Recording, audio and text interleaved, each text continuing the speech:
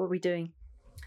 Okay, so I need to make a display which is photography and camera related.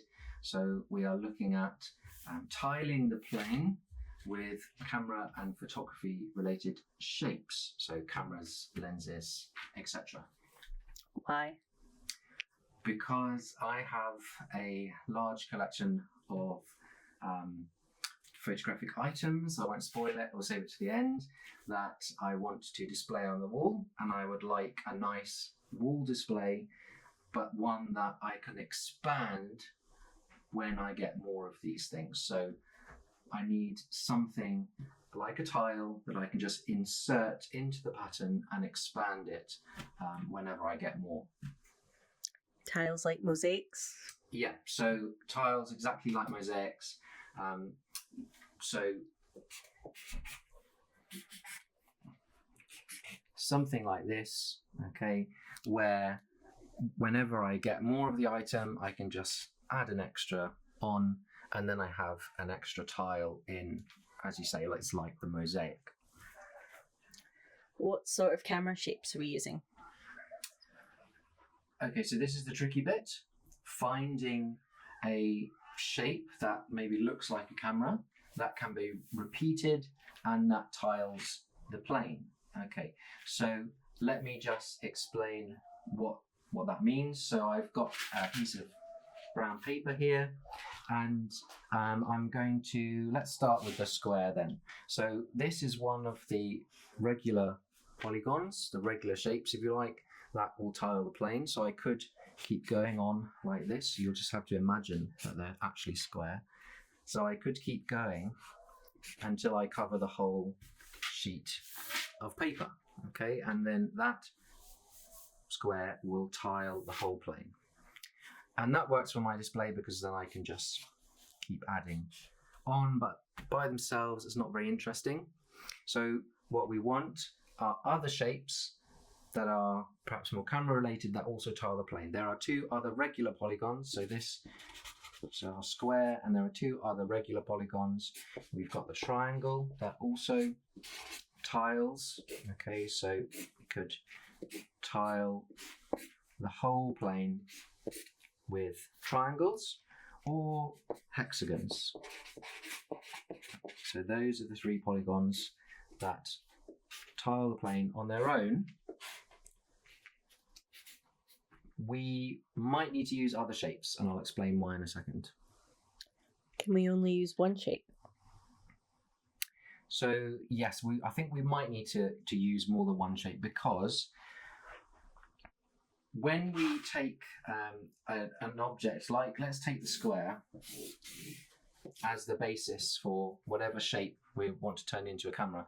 If I add something, like if I add this top bit where the flash might be, then if I wanted to tile that, there's nothing on either side. So I could make a tile like that repeats left to right, but I can't then stack them on top of each other because I've got an extra bit here that there's no space for. I'd have to do this at the bottom so that they would tile on top of each other. So the principle is that whenever you have your starting block, if I take away a section, so let's say I take away this, okay, then I have to add it to the other side. So I have to add it back here, okay, so now my shape is this whole section, and then I can tile that shape. So something along the lines of this, with a very poor drawing, etc. Okay, so if I add something, I have to take away from the opposite side, which means that there are actually very limited shapes that I can use. So one of the things that you could do with this is actually have a camera here. Okay, so let's say that there's the lenses on all of them. So that camera is now upside down, which I don't want in my display. So I need a tiling or a set of polygons that will fit together where I don't have something that is very obviously the wrong way up, right? So tried a lot of stuff. This is a good shape. Okay, so this shape here with a little bump for the flash. Okay, and then we said about using multiple shapes. So I can use a circle in there, and then that's more recognizable as a camera. It's no longer a normal polygon, it's a polygon inside another one. But then I can tile this left to right. Okay, so I can do that horizontal tiling with that shape, but I can't stack them on top of each other because of this bump for the flash. Okay, so there are shapes that do tile a bit better. So one of the options, let's just remove this for a second. One of the other options is again starting perhaps with a square, put a circle in for the lens, and then a handle out to the side. And then here I can tile vertically like this. Okay, so I can have multiple of these shapes going vertically and all stacking together. The drawing is a bit messed up, but that will tile up and down, but pretty boring on its side where that connection would be here. So that's another option, okay, using a sort of more square or rectangular format of sort of old style cameras. I did try looking at a few cameras that are perhaps more recognizable by their shape. So the Nikkor Coolpix, if you have sort of rounded edges, it's actually really hard to tile. So this sort of does, I've completely messed it up. So this sort of does if you perhaps try and tile a bit like that maybe. But as you can see with rounded edges, that's not going to tile as nicely as something which is more uniform. So Polaroids terrible. Polaroids don't tile. If you look at a Polaroid SX70 or one step or something, this is the one step. Something like this. You would excuse the terrible drawing. Okay, there's just too many like gaps and pointy out bits that you can't tile this. It would be nice to have on the display a shape like that, but you just can't do it. I did simplify a lot a Nikonos 2 camera, and you can sort of tile these. If you imagine that's the top bar, that's the shutter release, and then you've got the lens with the bits coming out the side here. So this is a Nikonos, and for these you can stack them, but some of them would be upside down. So for instance, there'd be one here, and that would be one upside down, and then the one below it here would be the right way up. Okay, so it's really difficult to get a pattern that does not need an upside down version as well.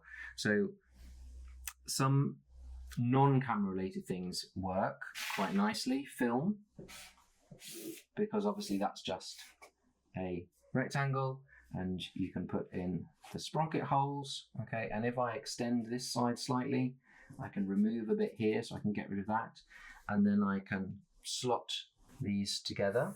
Okay, so I can slot those together. So again, this end, something like that. Okay, and a wavy version as well, a bit like the old Microsoft logos, if I can get this right. So something like this,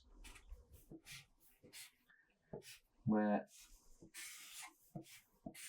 that's your base shape, and then you can add in the sprockets afterwards to make the film. Okay, so something a bit more interesting, a bit more fluid.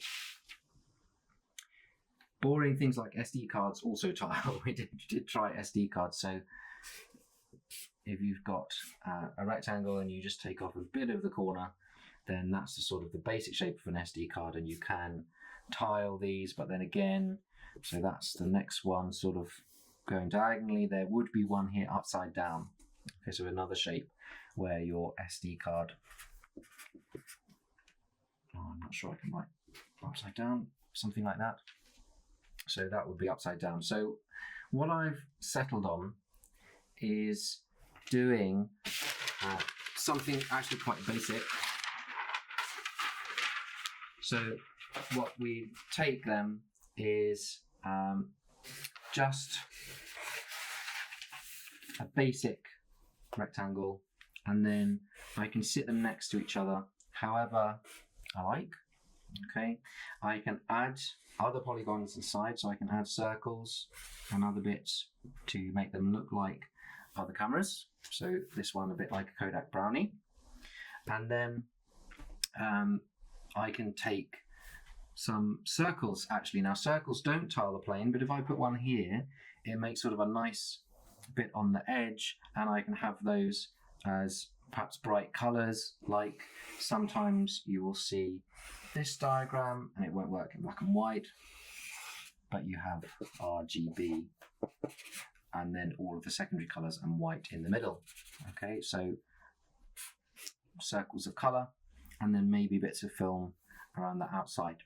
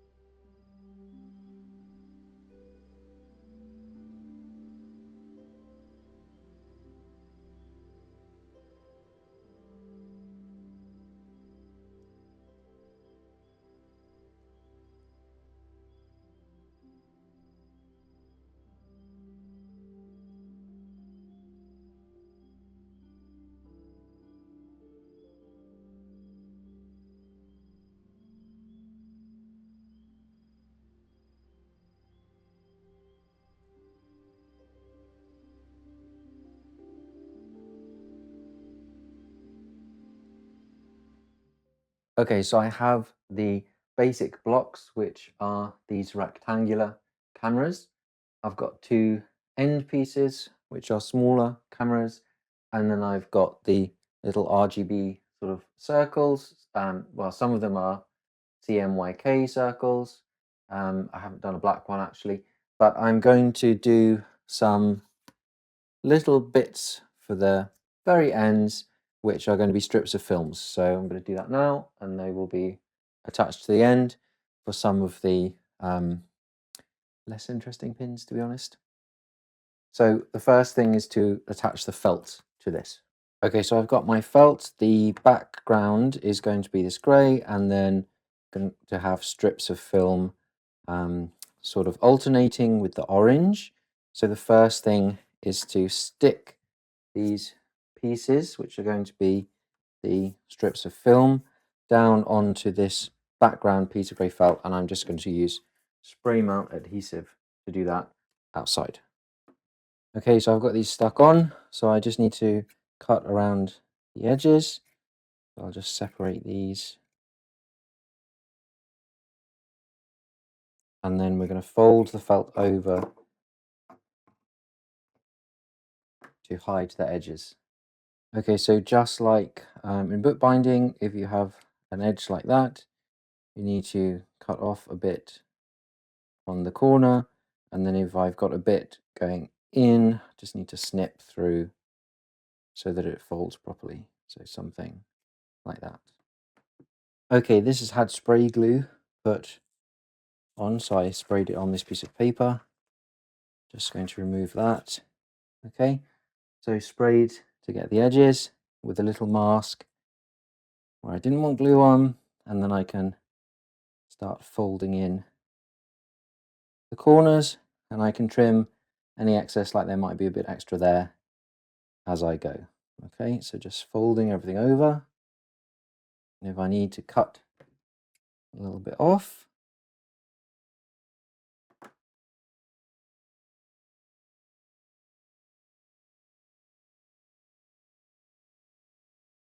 okay, so now I'm just going to trace and cut the orange. So if we have film strips that sort of go like that, then we need something like this for the orange. Okay, and I will cut that out.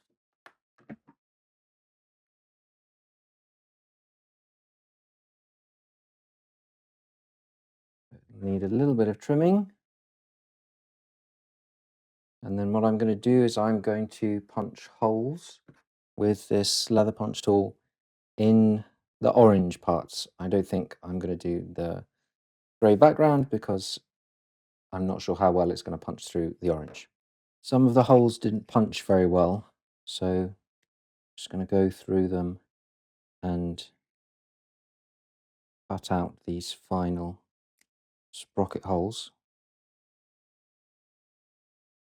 Okay, so it's sort of worked. I have strips of film and they are going to go on the backgrounds. So lining up something like that. And then the other two, let's get this right.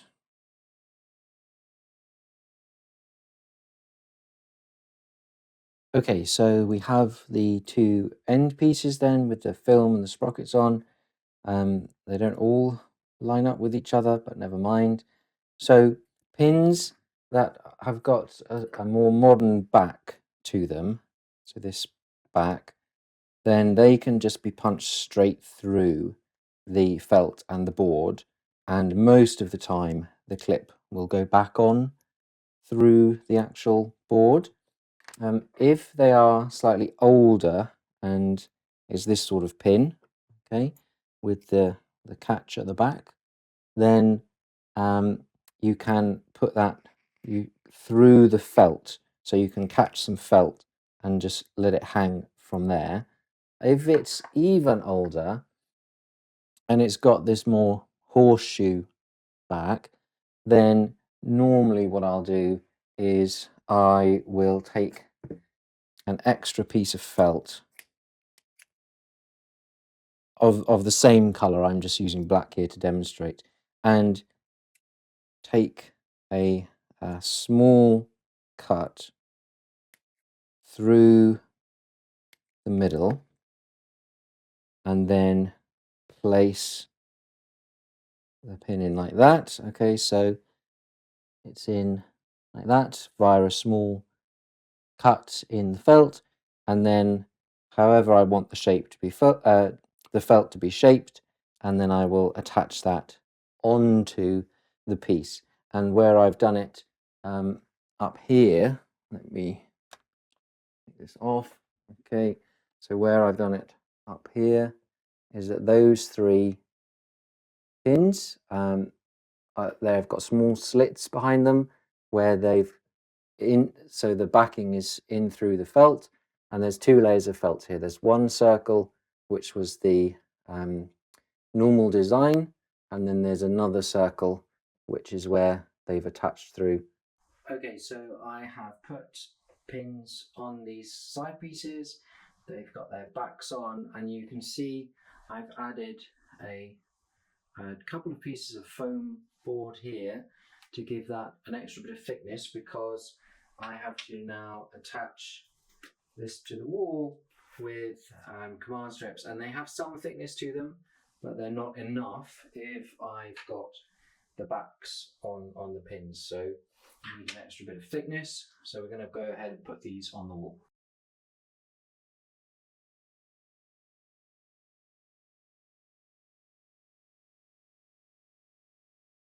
Okay, grand reveal. Da, da, da, da, da. So especially like in this corner, I think that really makes the edge pop with the orange film coming out. This one is a bit more subtle. I filled in more of the normal squares with some of my pins that I haven't got a chance to put up yet. So there are some Kodak frogs here. Okay, I hope you like this rather odd maths and tile video to put the pins on. I'm going to be making a separate video on all of the pins, taking photos of the pins with my macro lens, and a bit of the history behind some of my favourite ones and the oldest ones that I have. So if you're interested in that, make sure you've liked and subscribed.